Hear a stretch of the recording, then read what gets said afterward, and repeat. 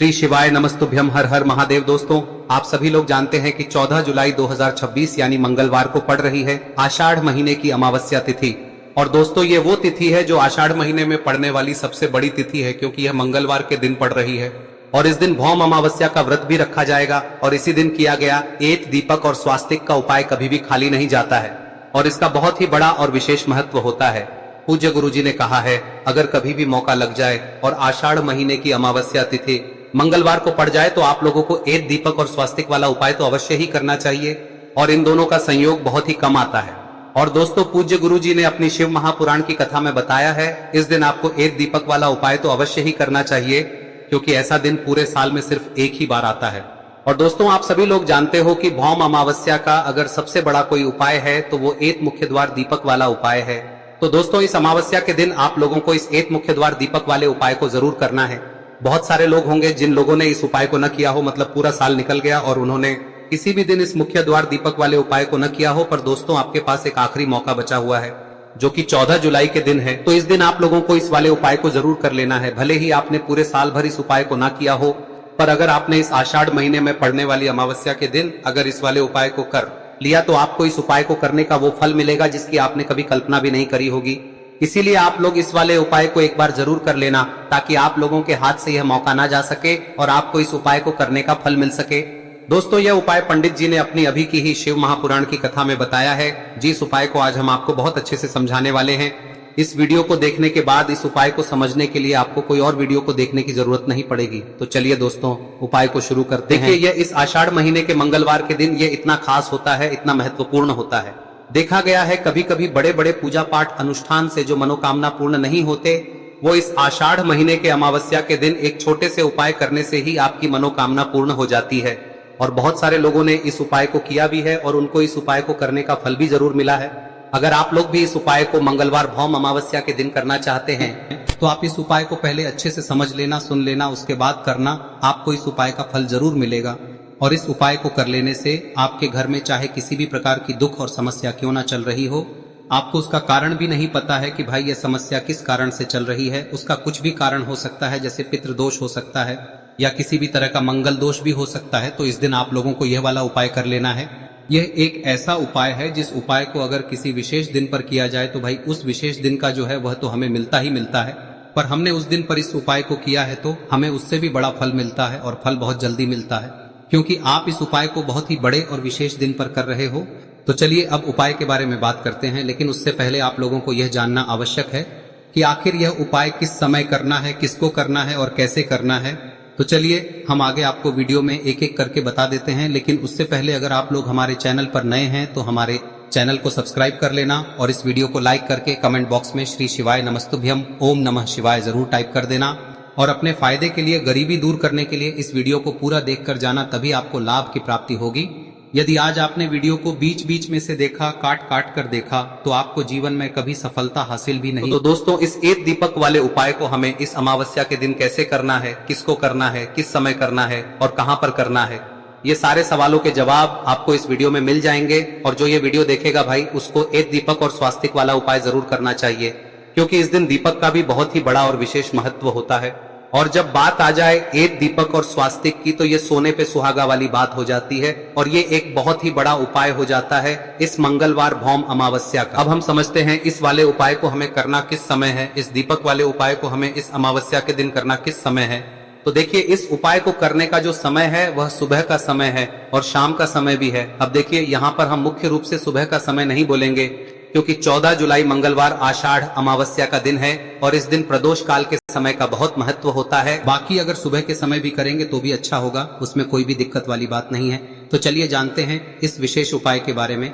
लेकिन उससे पहले एक प्रार्थना, अगर आप इस चैनल पर नए हैं तो आप इस वीडियो को लाइक करें, चैनल को सब्सक्राइब करें और कमेंट बॉक्स में आप अपनी राशि या अपना नाम जरूर डाल दें, क्योंकि हम राशि से जुड़ा भाग्य भी बताते हैं और भाग्य में चल रही परेशानियों को दूर करने के लिए वह आसान से आसान उपाय भी बताते हैं। तो चलिए अब हम अपने सबसे पहले उपाय की बात कर लेते हैं। देखिए, आषाढ़ मास के दिनों में विशेषकर भगवान शिव और माता पार्वती और विष्णु भगवान का पूजन किया जाता है। अब साथ ही साथ भौम अमावस्या का दिन भी पड़ गया है, तो ऐसा समझ लीजिए आपके जीवन में धन भी आएगा, सुख भी आएगा, धन बढ़ेगा भी और साथ ही साथ आपके जीवन के सारे संकटों को भगवान शिव जी दूर कर देंगे। तो चलिए सबसे पहले बात कर लेते हैं सबसे पहले उपाय की, जो कि अमावस्या वाले दिन आपको विशेष कर करना है। और इस उपाय को करने से आपकी कोई भी ऐसी इच्छा, कोई भी विश जो अभी तक अधूरी है, पूरी नहीं हो रही है, तो आपकी बड़ी से बड़ी विश और मनोकामना भी पूरी हो जाती है जब आप मंगलवार भौम अमावस्या वाले दिन इस पहले उपाय को कर लेते हैं।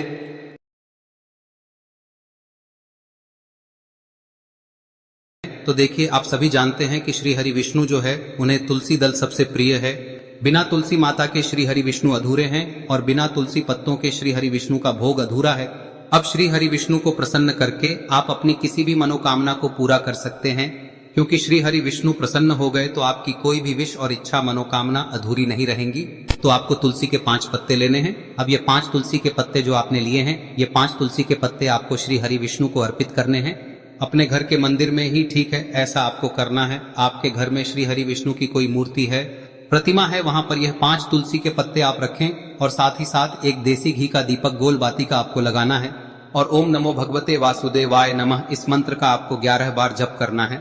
देखो मंत्र कौन सा है, ओम नमो भगवते वासुदेवाय नमः। और फिर श्री हरि विष्णु से अपनी विश, अपनी इच्छा, अपनी मनोकामना कह देना। और फिर देखना आपकी विश और इच्छा, जो भी आपकी मनोकामना है, जो भी अपने जीवन में आपको चाहिए। अगर निर्धनता बहुत है, आप अपने घर से गरीबी को दूर करना चाहते हैं, या फिर धन आपका बढ़ता नहीं है, आप चाहते हैं कि आपका धन बढ़े, या फिर आपके घर में फिजूल खर्ची बहुत होती है, पैसा आपके पास नहीं रुकता है, आप चाहते हैं कि पैसा आपके पास रुके, या फिर घर में कोई व्यक्ति ऐसा है जो बहुत बीमार रहता है, या फिर किसी का विवाह नहीं हो पा रहा है, तो जो भी आपकी इच्छा है, जो भी आपके विश है, बस एक बार श्री हरि विष्णु से कह दें। दिन है, साथ ही 7 साल का सबसे बड़ा दिन है। यह दिन इतना उत्तम है कि जो आप श्री हरि विष्णु से मांग लेंगे, जो उनसे कह देंगे, वह आपकी विश, आपकी मनोकामना को बहुत जल्दी पूरा कर देंगे। तो यह पहला उपाय है। चलिए बात करते हैं दूसरे उपाय की। देखो, यदि आपके जीवन में आर्थिक संकट बहुत अधिक हो रहे हैं, धन की समस्या लगातार जीवन में बनी हुई है, एक एक रुपयों को प्राप्त करने के लिए आपको बहुत अधिक मेहनत कर रहे हैं, तो आज रात्रि में सोने से पहले आपको हो यह चमत्कारी दीपक का उपाय अवश्य करना है।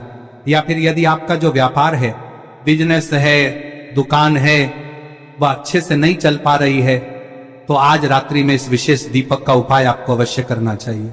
देखो दोस्तों, दीपक हमारे घर में सभी नकारात्मक शक्ति को बाहर करता है। यह उपाय आपको साल में केवल एक बार करने का ही मौका मिलता है।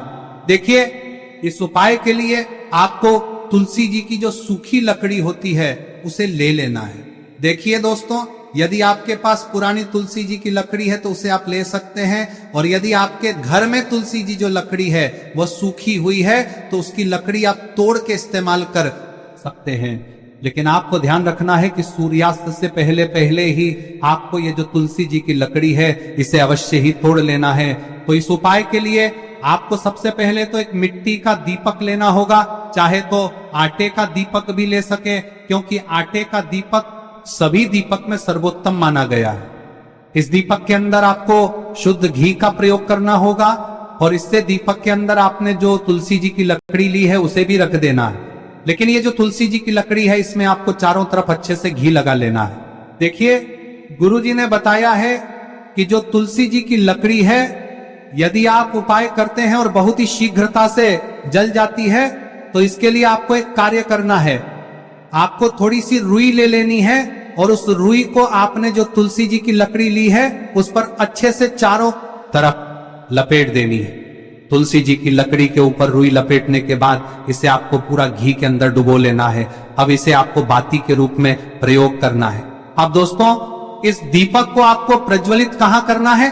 तो इस दीपक को आपको या तो भगवान विष्णु के सामने प्रज्वलित करना होगा, या फिर आपको भगवान श्री राम के सामने प्रज्वलित करना होगा, या फिर भगवान कृष्ण के सामने, यानी कि भगवान विष्णु के जो भी अवतार हैं उनके सामने आप ये दीपक प्रज्वलित कर सकते हैं।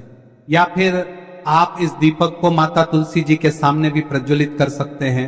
पूज्य गुरु जी ने बताया है कि जो भी व्यक्ति इस प्रकार से तुलसी जी की डंडी से या दीपदान कर देता है, उसके जीवन में कभी भी धन की समस्या नहीं होती है। इसीलिए आपको ये पूरे साल में केवल एक बार ही मौका मिलता है। इस उपाय को करके देखना, आपकी सभी इच्छाएं जरूर पूर्ण होंगी। ये जो उपाय है रात्रि में सोने से पहले करना है। अब बताते हैं तुलसी के गमले में आपको वह कौन सी चीज डालनी है जिस उपाय को करने से आप अपने जीवन में महाधनी बन जाएंगे। इतना धन आपको मिलेगा कि कभी भी आपके धन में कमी नहीं आएगी, कभी भी आपका धन बर्बाद नहीं होगा। आपके पैसे की बर्बादी बिल्कुल आपके जीवन से रुक जाएगी। और जो लोग कहते हैं कि घर में पैसा तो आता है, पैसा रुकता नहीं है और पैसा बढ़ता नहीं है, वृद्धि नहीं हो रही है, उन्हें भी विशेष यह तीसरा दिन जरूर करना चाहिए। तो देखिए, पहले ही आपको